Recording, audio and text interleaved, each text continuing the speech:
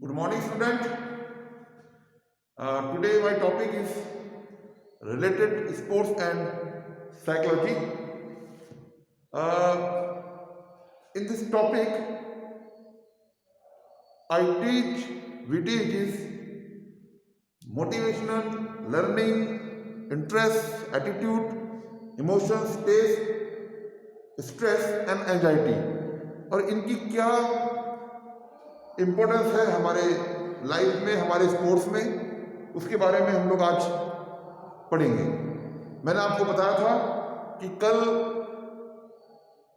जो मैंने आपको बताया था उसमें मेरे कुछ पॉइंट्स हैं जो खेल के दौरान हमें आते हैं और उनके द्वारा हमारी हार और जीत भी डिसाइड होती है। और उस पॉजिटिव और नेगेटिव थिंकिंग को कैसे हम पाते हैं, उनके कुछ कंपोनेंट्स हैं जिसको हम पढ़ेंगे। जैसे कि नंबर 1 है motivation, number 2 learning,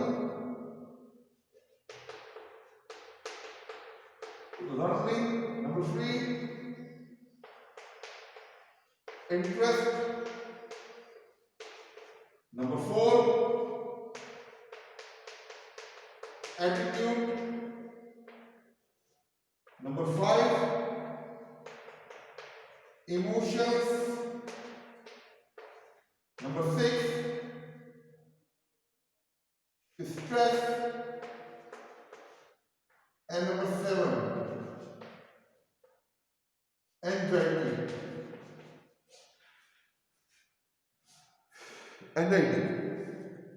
There are various psychological factors such as motivations, learning, interest, attitude, emotions, stress and anxiety,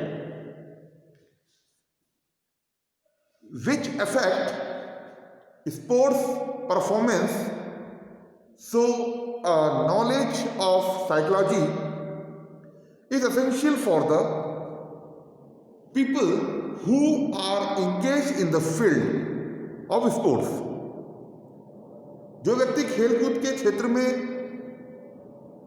engage रहते हैं उन्हें मनोविज्ञान की जानकारी का होना भी अति आवश्यक है। साइकोलॉजी का होना भी, जानकारी भी होना पता होना चाहिए जब खेल के मैदान में हम रहते हैं या फिजिकल एक्टिविटी में आते हैं। और इसमें जो हम एंगेज होते हैं, सबसे पहले हम लोग जो है पॉइंट को पकड़ेंगे मोटिवेशन। हमारे 7 पॉइंट्स हैं। ये जो 2 पॉइंट्स है इसको मैं आपको जो है कल बताऊंगा। आज मैं आपको क्लियर कर देता हूं 1 2 3 4 5 पॉइंट को मैं आज मैं आपको क्लियर करता हूं। मोटिवेशंस क्या है? Motivations is the reason of actions, willingness and goal. Motivation is derived from word motive or a need that required satisfactions.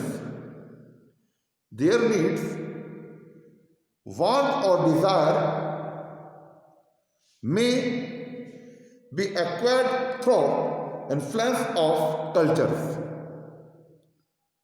society, lifestyle, or may be generally innate. Motivations को हम समझें तो अगर हम इसकी बात करते हैं तो इसको हम बोलते हैं अभिप्रेरण, जो प्रेरणा से बना है। प्रेरणा जिसके हम किसी से जो है प्राप्त करते हैं, हम लेते हैं, चाहे हम पिक्चर के थ्रू लें, चाहे हम मूवी के थ्रू लें, चाहे हम किसी को देखकर मोटिवेट हों, तो प्रेरणा जिससे हम लेते हैं, आइए उसको समझते हैं। मोटिवेशंस का जो अर्थ है किसी व्यक्ति के गोल ओरिएंटेड, जो उसका लक्ष्य होता है, लक्ष्य मुखी, जिसको हमें लक्ष्य प्राप्त होना होता है, उसके व्यवहार को सक्रिय या ऊर्जावान करता है। मोटिवेशन क्या है? जो किसी के व्यवहार को, उसके लक्ष्य के व्यवहार को एक्टिव करता है, एनर्जेटिक करता है, वही मोटिवेशनल है। और मोटिवेशनल 2 टाइप्स के होते हैं। अभी हम इसको आगे भी पढ़ेंगे। हम इसको आगे कैसे पढ़ेंगे? आपके सिलेबस में मोटिवेशन है, मोटिवेशन आपके सिलेबस में है, स्ट्रेस आपके सिलेबस में है, एंजाइटी आपके सिलेबस में है, पर्सनैलिटी आपके सिलेबस में है। लेकिन अभी हम मोटिवेशन के बात कर रहे हैं क्योंकि पहला पॉइंट हमारा यही आ गया है। तो पहले पॉइंट को हम थोड़ा क्लियर कर लेते हैं।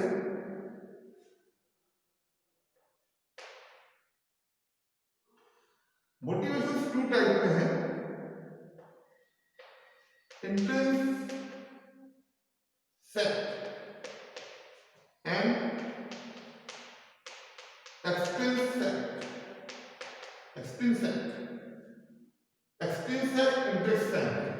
यानी का मतलब है कि इंट्रिंसिक को बोलेंगे हम आंतरिक मोटिवेशन, या हम आंतरिक प्रेरणा भी बोल सकते हैं। एक्सट्रिंसिक का मतलब है कि बाह्य मोटिवेशन, एक्सट्रिंसिक मोटिवेशन। अब लोग आप समझ गए होंगे कि मोटिवेशन 2 टाइप में है। एक तो इंट्रिंसिक मोटिवेशंस जो अंदर से हमें प्राप्त होता है, दूसरा एक्सट्रिंसिक जो हमें बाहर से प्राप्त होता है। मोटिवेशन सपोज कि कोई बच्चा है, हम उस बच्चे को, हमें उसको मोटिवेट करना है, किसी चीज़ को सिखाने के लिए प्रति हमें उसको मोटिवेट करना है, तो हम उसको कहेंगे कि बेटा आपको ये करके दिखाओगे तो मैं आपको चॉकलेट दूंगा, मैं आप ये करके दिखाओगे तो मैं आपको जो है लॉलीपॉप दूंगा, या आपको अगर कोई टीम जीतती है, अगर टीम की हम बात करते हैं तो हम उसको गिफ्ट देते हैं, प्राइज देते हैं, मेडल देते हैं। तो वो सब चीजें जो हैं एक्सट्रिंसिक मोटिवेशन में आएगा। और इंट्रिंसिक मोटिवेशन जो है वो अंदर से हमें अंदर से प्राप्त होता है। सपोज कि हमने कोई चीज ऐसी याद करी जिसको देख के हम लोग जो है एकदम से हम उसको मोटिवेट हुए, हमें मतलब हमें वो चीज करनी है। अगर कोई प्रतियोगी है, अगर कोई कॉम्पिटिटर है, अगर कोई प्लेयर है, तो वो अंदर से उसको भावना जो है, उसके जो इमोशंस हैं वो अंदर से जो जागते हैं और वो चीजें उसको जो है मोटिवेट करती हैं। तो वो इंट्रिंसिक मोटिवेशंस में आएगा। आइए हम इसको समझते हैं।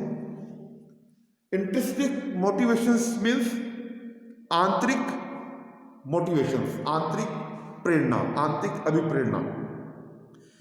Intrinsic motivations are those that arise from within the individuals, such as doing a complicated crossword puzzles purely for the personal gratifications of solving a problems।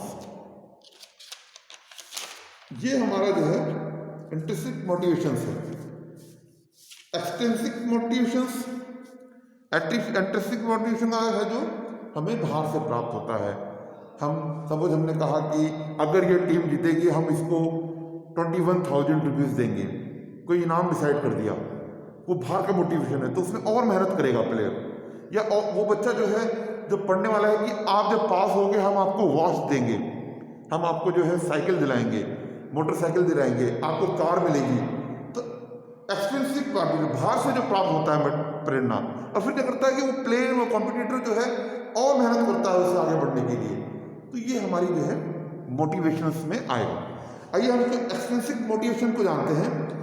Extrinsic motivations are those that arise from outside from the individual and often involve rewards such as trophy, money, social recognitions और praises. तो ये है हमारे दो चीजें। Motivation हमारा जो है, अब हम इसको जो है इसको पढ़ रहे हैं तो इसमें हम इसके यूजेस क्या है, मोटिवेशंस की यूजेस क्या है। यहां हम कहेंगे कि इंट्रिंसिक एंड एक्सट्रिंसिक मोटिवेशंस की यूजेस क्या हैं? There are many different uses for motivations. It serve as a guiding force for all human behavior, but understanding how it works and the factors that may impact it can be important in the number of ways. Understanding motivations can, number one, help improving the efficiency of people as they work toward goal. Number two, help people take actions, encourage people to engage in the health-oriented behaviors. Number four, help people avoid unhealthy or maladaptive behaviors such as risk taking and addictions. Number five, help people feel more in the control of their lives. And number six, improve overall well-being and happiness. ये हमारा था motivations.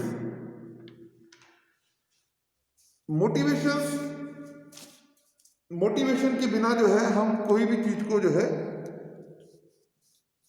हासिल नहीं कर सकते. अगर motivate नहीं है कोई स्टूडेंट और कोई प्लेयर, तो हम उसको जो है कभी भी हम उसको आगे नहीं बढ़ा सकते. नेगेटिविटी उसके साथ रहेगी, पॉजिटिविटी उसके साथ रहेगी, नेगेटिविटी ज़्यादा रहेगी अगर मोटिवेट नहीं है. आइए हम सेकंड, ये आपके सिलेबस में था मोटिवेशन. लर्निंग, मैं आपको बता रहा हूँ कि लर्निंग क्या होता है. सिलेबस में भी नहीं है, पर लेकिन हम इसको जाने बिना आगे नहीं बढ़ सकते. लर्निंग का मतलब होता है सीखना.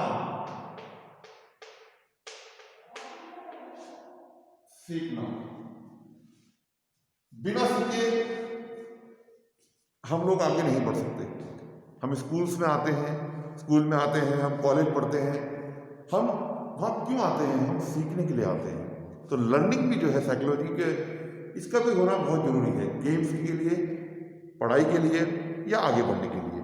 आइए जानते हैं लर्निंग को हम कैसे समझ सकते हैं. Learning is the process of acquiring new understanding knowledge, behaviour, skills, value, attitude and preference. The ability to learn is processed by humans, animals and some machines. There is also evidence for some kind of learning in certain plants. Definitions और देखते हैं हम learning की. Number one, शुरू करते हैं इसको. Act of experience of one that learn. ठीक, अगर हम लर्निंग को समझें, लर्निंग अगर हम समझें कि इसको कह सकते हैं नए अनुभव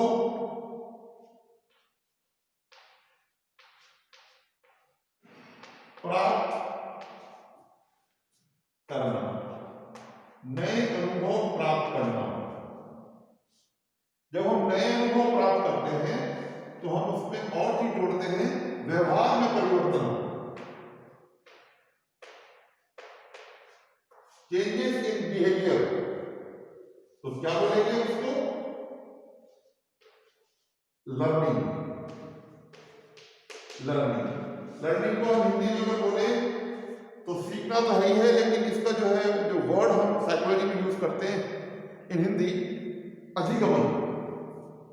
अधिगमन को सीखना कह सकते हैं. अधिगमन. ठीक है, हम लर्निंग को अधिगम बोल सकते हैं. और उसका हिंदी का जो शुद्ध हिंदी में जो वर्ड है उसका मतलब है सीखना. और लर्निंग किस तरह की? लर्निंग से क्या होता है? नए अनुभव प्राप्त करते हैं. और जब नए अनुभव प्राप्त करते हैं तो व्यवहार में चेंजेस आते हैं, चेंजेस इन बिहेवियर, तो उसे बोलते हैं लर्निंग अधिगम। आइए इसमें एक दो डेफिनेशन और देखते हैं। नॉलेज और स्किल एक्वायरिंग बाय इंस्ट्रक्शंस और स्टडीज। एक और डेफिनेशन हम देखते हैं इसकी, modifications of a behaviour tendency by experience such as explore और conditionings.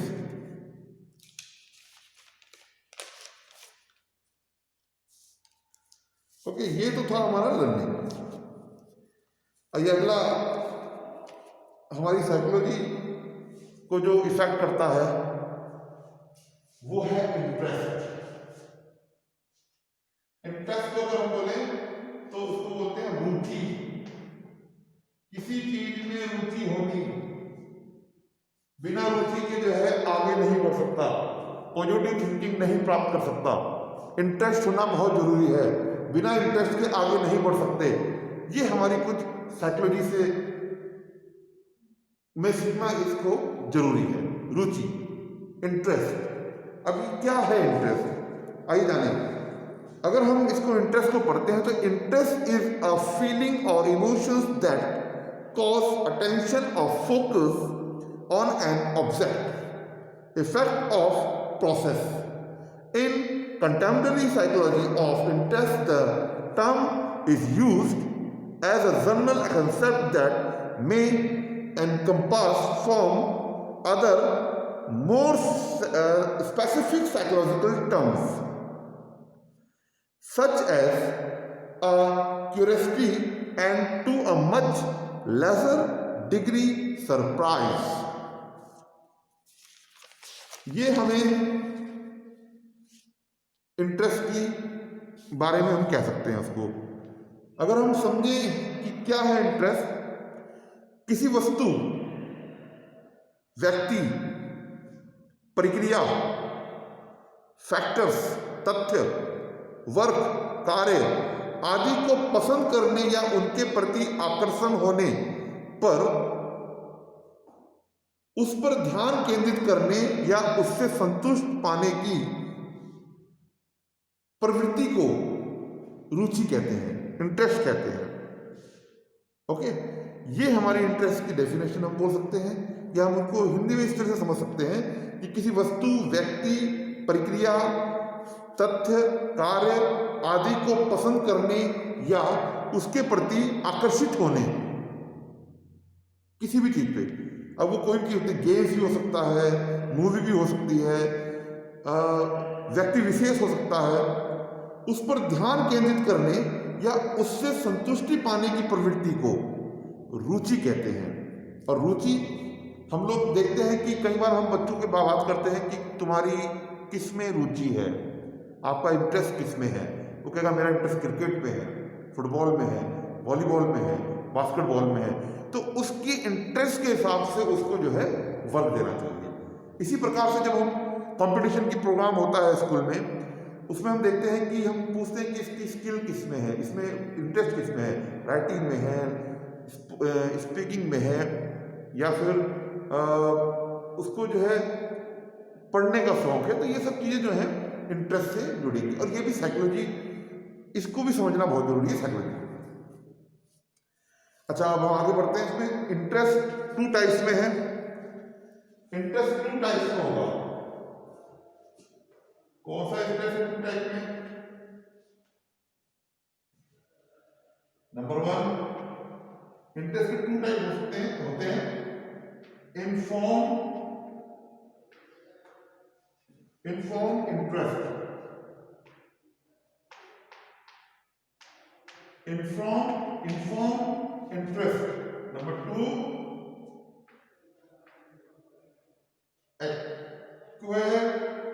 acquired interest, inform interest, acquired interest. 2 type के इंटरेस्ट होते हैं। अब आप कहेंगे कि इनफॉर्म इंटरेस्ट क्या है सर? तो अगर मैं इसको हिंदी में बताता हूं आपको, तो इसका मतलब है, इनफॉर्म इंटरेस्ट का मतलब है कि जन्मजात रुचि, जन्मजात इंटरेस्ट, जन्म से ही इंटरेस्ट।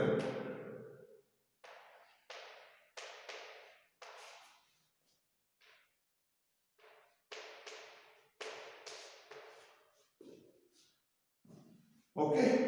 और एक्वायर्ड इंटरेस्ट का मतलब है कहीं से आना, इंटरेस्ट कहीं से आना, अर्जित इंटरेस्ट,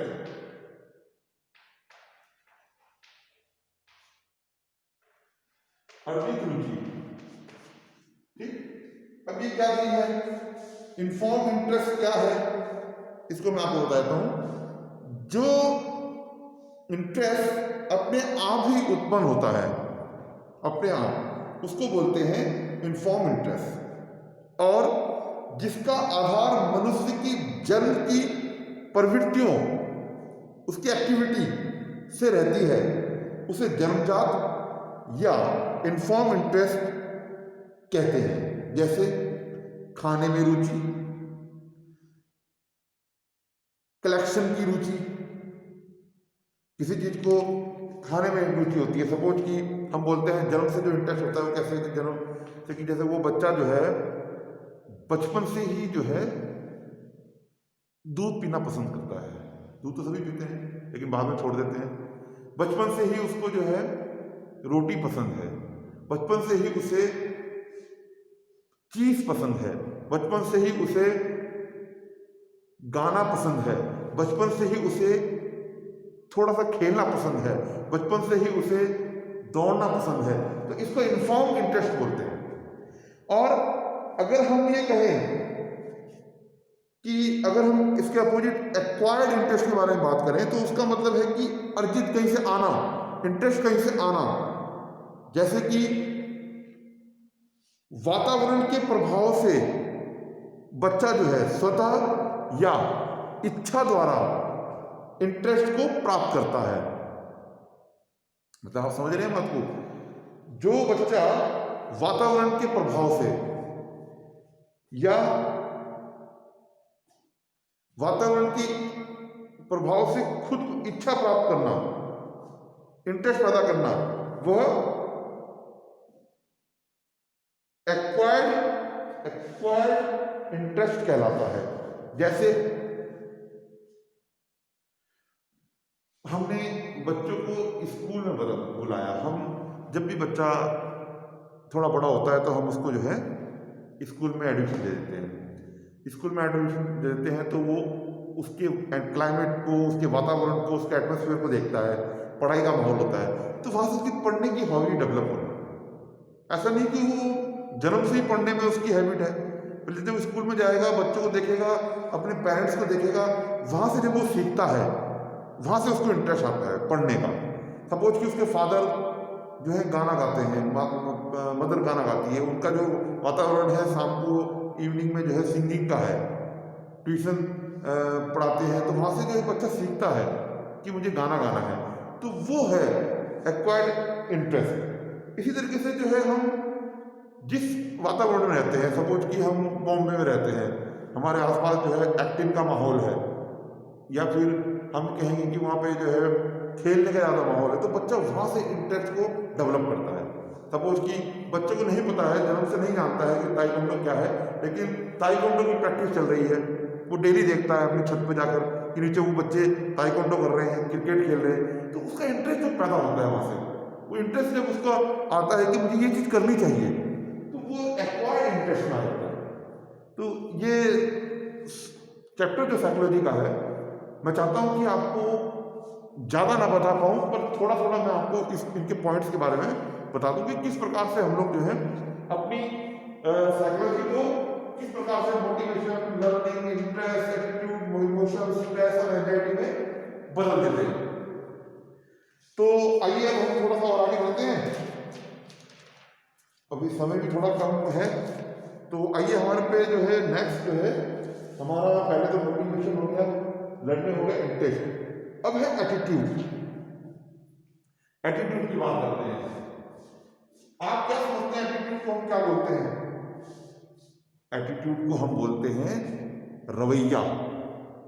अगर हम आसान और शुद्ध हिंदी में हम उसको शब्दों में समझे, रवैया। साइकोलॉजी के शब्दों में समझे हिंदी में अभिवृत्ति, अभिवृत्ति, attitude.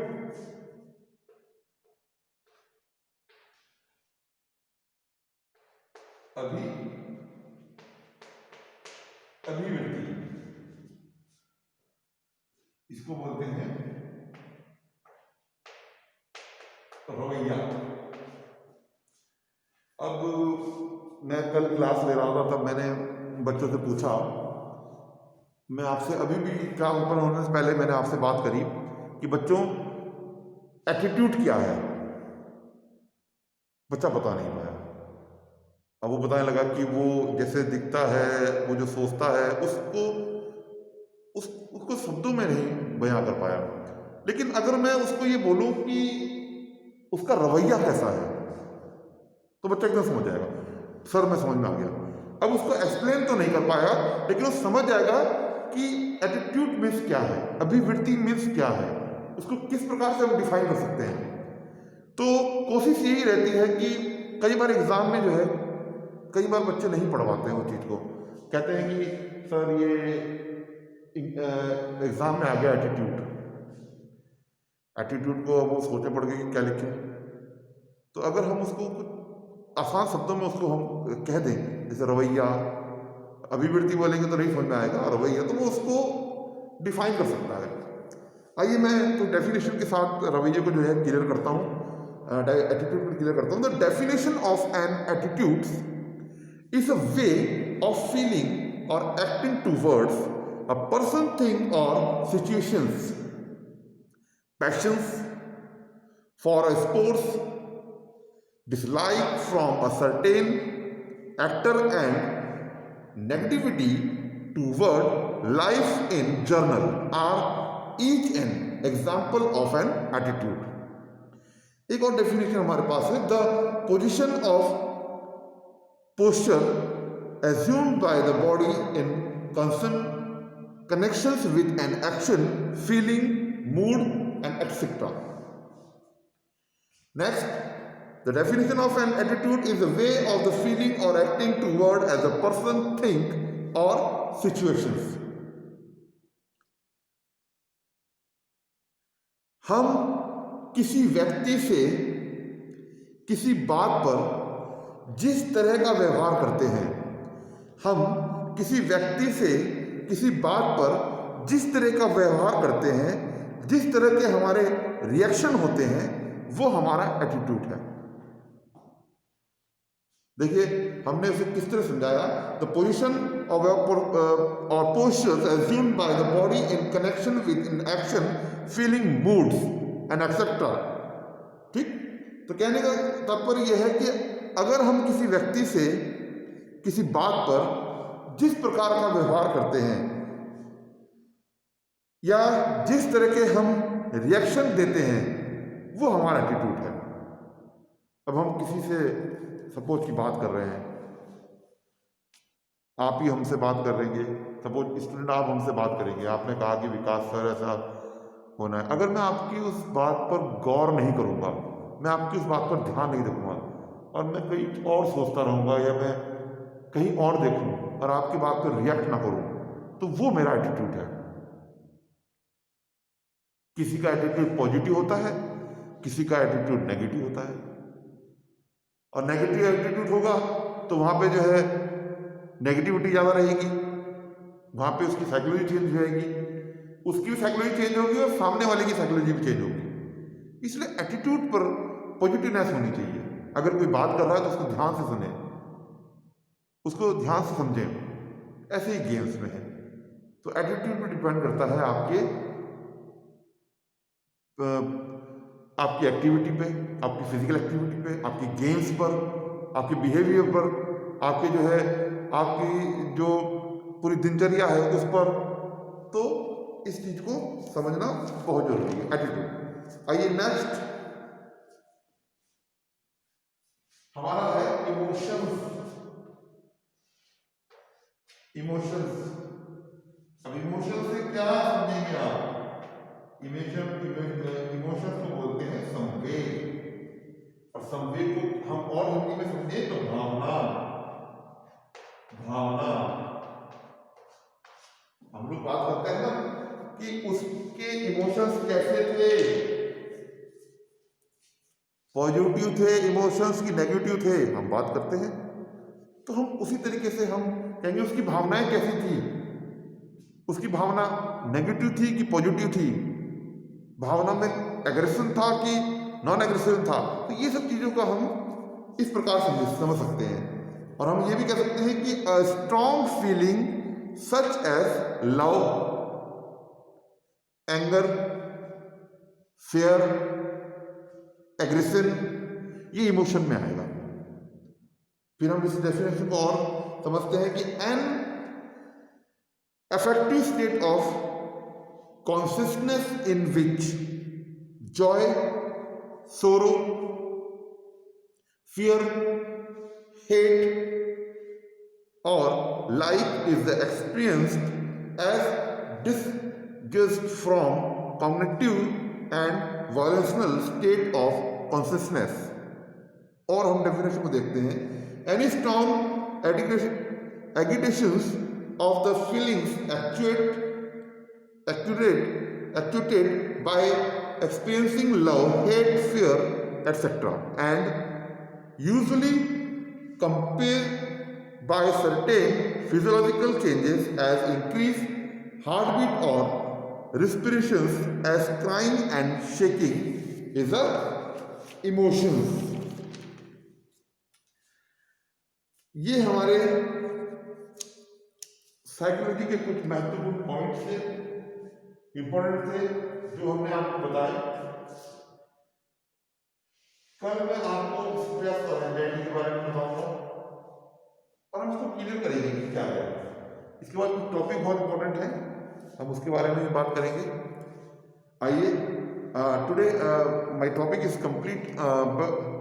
I will give the assignment 74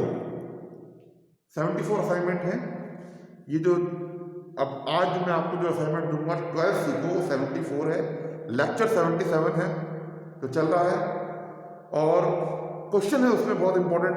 मैंने अपनी जो 2 डेज या 3 डेज की जो सीरीज बनाई थी साइकोलॉजी की, उससे आधारित कुछ क्वेश्चन है कि व्हाट इज द साइकोलॉजी। मैंने आपको कल पढ़ाया what is psychology, what is the motivation, what do you understand by interest, what is meant by attitude। तो मैं समझता हूं कि आप इस क्वेश्चन को जो है, इन क्वेश्चन के आंसर आप देंगे। और सबमिशन डेट इज 21 नाइट तक आप लोग भेज दें। 22 को मैं इसको चेक करूंगा और मैडम को भेज दूंगा 18 की। तो thank you very much student. आज मेरा टॉपिक इतना ही था। कल हम बात करेंगे स्ट्रेस एंड एंजाइटी की, और जल्दी इस चैप्टर को कंप्लीट करते हैं क्योंकि एक चैप्टर हमारा रुका हुआ है। Thank you very much, God bless you.